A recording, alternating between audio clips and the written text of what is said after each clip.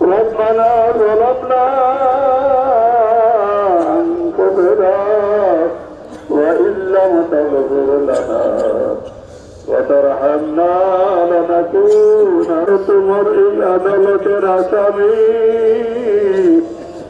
আল্লাহ আসামির ধর্ণা দিয়ে মাফ করে দাও। আল্লাহ তুমি যদি মাফ করো তোমার আসামিদের বাঁচার হাত তোমার গোলাপদের কিনা হাত উঠাইলাম। আল্লাহ হযরত মুসা আলাইহিস সালাম একজনের তওবার কারণে আল্লাহ তুমি সবাইকে মাফ করো। ফয়সালা করে দাও আমাদের উপরে আর বেজার হইল না। কোন মানুষ যদি তার গোলামের আল্লাহ রহমতের বৃষ্টির আশা করে হাত উঠাইছিল মালিক। আল্লাহ গুনাহগার তো আমরা, পশু পাখি তো গুনাহ করে।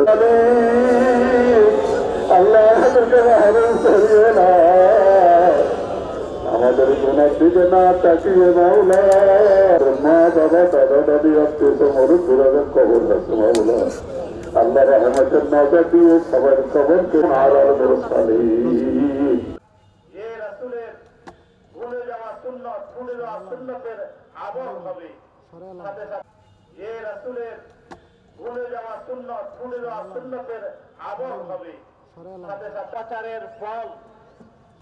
সুতরাং তোমরা যখনই আল্লাহ পাকের পক্ষ থেকে হাদিসের শরীরের মধ্যে আছে, যখন মাতা পিতার অবাধ্যতা সম্বন্ধে ব্যাপক হবে, বেবিচার যখন ব্যাপক হবে, করো ইন্নাহু কানা গফফারা, তোমরা অপরাধ করেছো আমার কাছে ক্ষমা চাইলে আমি তোমাদেরকে গুনাহ ক্ষমা করে দিব। সুবহানাল্লাহ। এর চেয়ে বড় আশা আমাদের লা তাকনা হাদিসের শরীরের মধ্যে আছে, যখন মাতা পিতার অবাধ্যতা সম্বন্ধে ব্যাপক হবে, বেবিচার যখন ব্যাপক হবে, ব্যক্তি জীবন, পারিবারিক জীবন, সামাজিক জীবন, রাষ্ট্রীয় জীবন, রাজনৈতিক জীবন, অর্থনৈতিক জীবন। আলহামদুলিল্লাহ, কত লোক কতজন কত লক্ষ মানুষের পক্ষ থেকে আমরা এই কয়েকজন প্রতিনিধি, আমাদের একমাত্র সওয়াব পাওয়া হলো মালিকের হবে। আর খুতবা শেষে একটা মুনাজাত হবে, যে মুনাজাতের মধ্যে আল্লাহু আকবার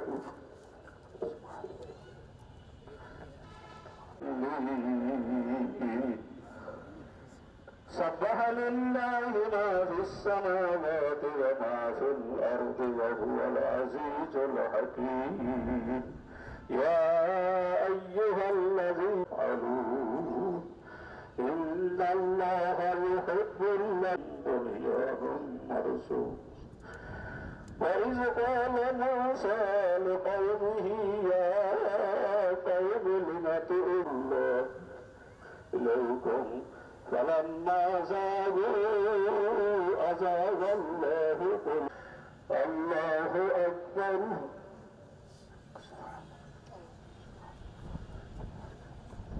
الله أكبر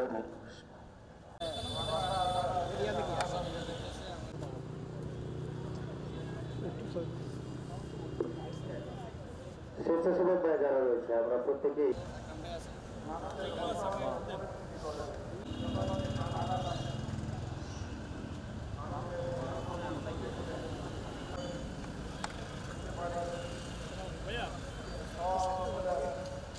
এজন্য এটা ত্যাগের ময়দান।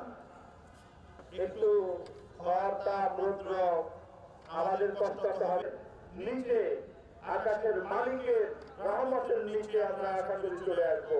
বিশ্বনবী জনাব মুহাম্মদ রাসূলুল্লাহ চিৎকার করে বলুন সকলে সাল্লাল্লাহু আলাইহি ওয়াসাল্লাম।